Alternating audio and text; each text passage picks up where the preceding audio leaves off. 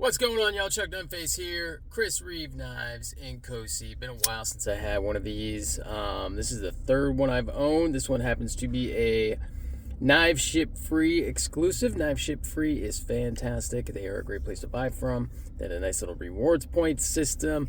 I'd go ahead and give them a try. If you haven't already, go check out their website. I will link it in the description down below. This one is the, like I say, the Knives Ship Free exclusive, denoted by the Red Micarta inlays. And it also features the glass blasted Chris Reeve knife finish that they do on their newer models as an option. Some they do the glass blasted, some they do with their standard blasted finish, which has a little bit more texture than the glass blasted does. And the reason I went with this one over, I was kind of tempted to do a natural micarta one, but I went with the red. I do like the red Knives Ship Free exclusive models, and I did want to try the glass blasted as well.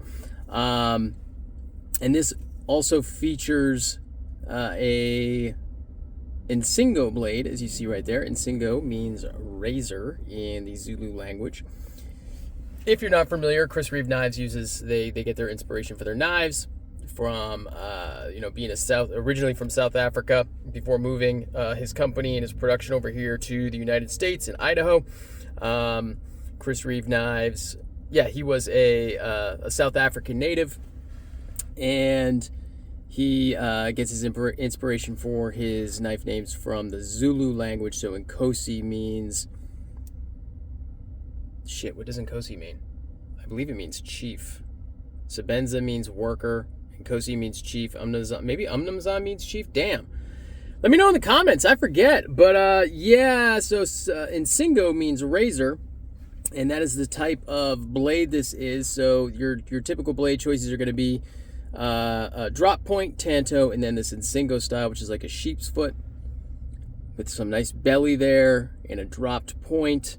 Really good utility blade, and that's why I went with this one right here. I've had an Insingo style blade with the Sebenza before. I had a Sebenza 21 with an Insingo blade, but never a Inkosi. Like I say, this is my third Inkosi, and I wanted to get the Insingo blade. I haven't had a Chris Reeve knife in a while, but I was kind of getting the itch, so I decided to grab this one right here. Don't know if I will do a full review on it, simply because it's an Inkosi. It's been around for a while. I mean, do we really need another review of the CRK Inkosi? I don't know if we do. Please consider subscribing to the channel if you haven't done so already, especially if you're a returning viewer. I do have a lot of people who watch my content and watch it regularly but are not subscribed to the channel. So if you could consider doing that, please answer the call, subscribe to the channel. I am looking to get those numbers, subscribed viewer percentages. I am looking to get those numbers higher here in 2025. Magna Cut blade. Chris Reeve has moved over to CRK's moved over to Magna Cut blades on their new issue knives, and they heat treated to 63-64, which should be pretty darn nice. Now, I am not, as if you watch any of my videos in the past, I am not somebody who bangs the drum for Magna Cut, thinking it's the be-all and end-all of steel. However, if it is heat-treated right, and I think if any company can do Magna Cut right, it would probably be Chris Reeve Knives. They would probably get it right, and they do heat-treat it hard. I have not sharpened this yet. It's still on the factory edge, but I am looking forward to sharpening and just kind of see how it turns out with sharpening. Speaking of the edge, it did come very sharp from the factory. Probably sharper than any Chris Reeve knives in recent memory have come from the factory that I can recall. And so that is definitely a plus. Oftentimes I think their factory edges are lacking. The knives I've had in the past, like Insingos, Inkosi, Sebenza, Zans, their edges have been kind of like, they're just okay, not amazing. And this one's actually pretty darn good. I will sharpen it eventually, but for right now, I'm just going to go in the factory edge. And of course, as you see, well, maybe you can't see, but it does have a nice subtle hollow grind. They do grind their blades very nicely over at Chris Reeve. They've got nice grinds on there. So, and then of course that Nice point right there and that nice belly. This blade shape really lends itself to work and utility use. So if you're looking to cut into something with a typical drop point, you'd have to raise your tip if you wanted to get a tip cut and do something like that, like opening a package or cutting something on a flat surface, and you wanted to get the tip in there for that control. You'd really have to bring your tip way up on a drop point because the tip of your knife is going to be, you know, up here as opposed to drop down here. But with the Insingo, just like that, and you can do your draw cuts like that. Plus it leaves a nice sturdy point for any sort of piercing cuts that you need to do. It's just a good all-around utility blade shape, the Insingo style, and I think it lends itself to EDC and overall use very, very well. So I'm looking to get in some time with this one right here. Definitely glad to have another Chris Reeve knives in the rotation, and like I say, it has been a while. I've owned all of their major folders, that being the Sebenza. I've owned 3 Sebenza 21s, I believe, 2 or 3. No, 3. You know, and I actually owned a 31, but the funny little tidbit about the 31 that I owned, I never recalled owning that, but I posted a picture of it on Blade Forums, or I got an alert on Blade Forums that somebody liked a picture that I posted. I clicked on the alert, and it was from Sebenza 31 that I had sharpened, and I had posted, I just put a new edge on the 31 and everything else, and it was a PJ 31. And I have to be perfectly honest with you, I have no recollection of owning that knife. Like, even after looking at the picture, I was kind of saying to myself, I still don't ever remember actually owning it. But I guess I did own a 31 for a while, so I've had a few different 21s. I've had a 31. This is my third Inkosi. I've had drop points previously, and I've also had a couple of Zons. I've had the drop point and the Tanto version. I'm kind of thinking I would like another Zon, but man, every time I get one of those, it's just, I get it, and it's not all it's cracked up to be. It just isn't. I think it's the way they have that big raised hump for the lock bar relief, and it just annoys me in hand. The Inkosi is just really nice in hand. Those finger grooves, which may turn people off, are just perfectly intuitive and natural for me. It's got really nice ergos, 0 hot spots. That clip, a lot of people put milled clips on them and everything else, and there's aftermarket makers out there that do, you know, milled clips in full TI or Zerk or Bakuti or anything like that. You can get a milled Zerk clip. It doesn't need it. I'll just let you know right now, this clip is kind of the standard that a lot of clips have taken their designs from. It doesn't need to be changed. Now, if you want to change it, I'm all for it. If you prefer to have a milled clip and for looks and just for aesthetics, or you just think it works better, hey, by all means, go for it. But I will let you know that these clips, they do work very, very well on the knife. They're basically perfect. They really are. And they're also, I haven't taken it out, but man, if you ever try to take a clip out of a Chris Reeve knife, you'll pop that screw out and that clip doesn't come off. Generally speaking, they don't come off. You have to actually work them out. That's how tight the tolerances are on these.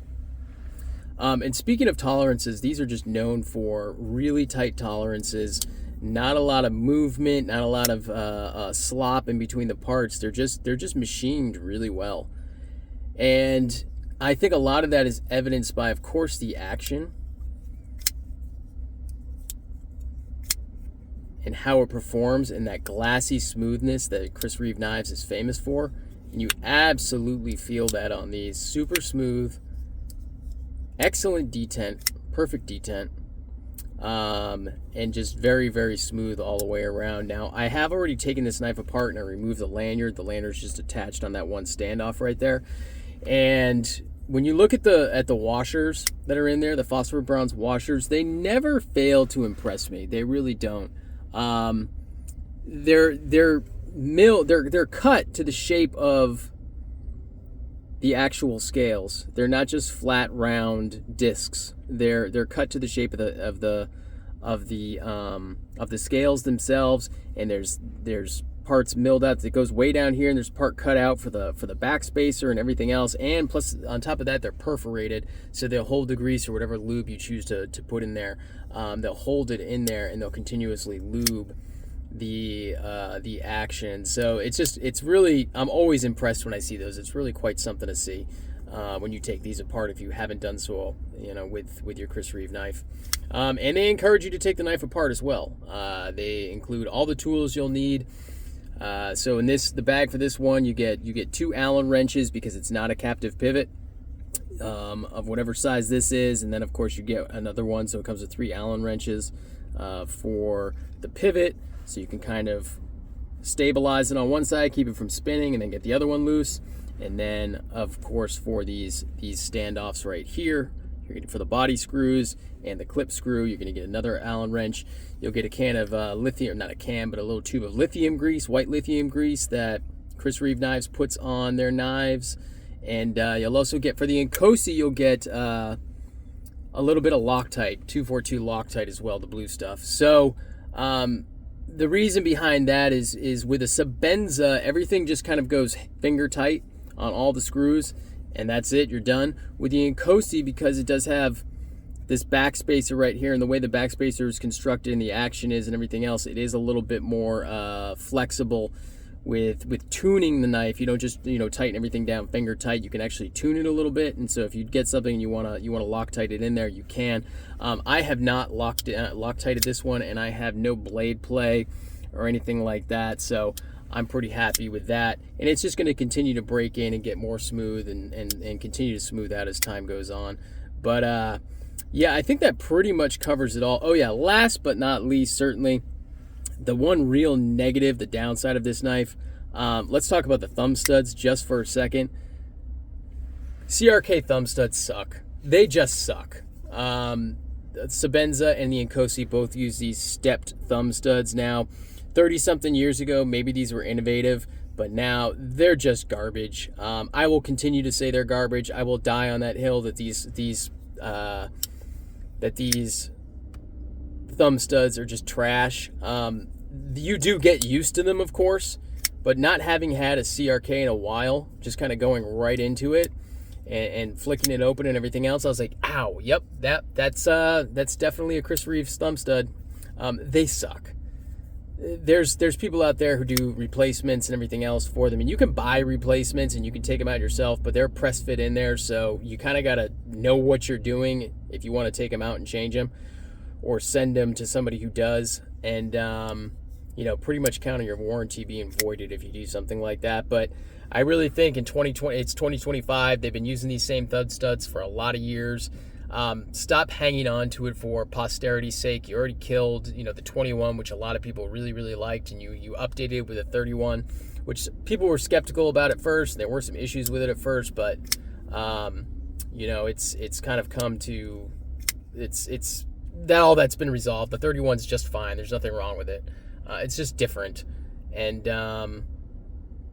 yeah, it's time to change the thumb studs. It really is. These thumb studs got to go. They're no bueno. Let's update them to something better. Just plain old better. It's not hard. There's a ton of stuff out there. Shouldn't take too much R&D to get something developed. But yeah, that's going to do it for me.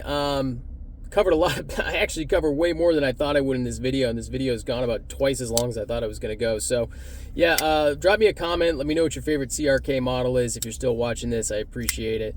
Be sure to subscribe to the channel, either if you are new or if you watch my content regularly and are not subscribed already. It would definitely help me out. Please answer the call, and that'll do it for me. Peace.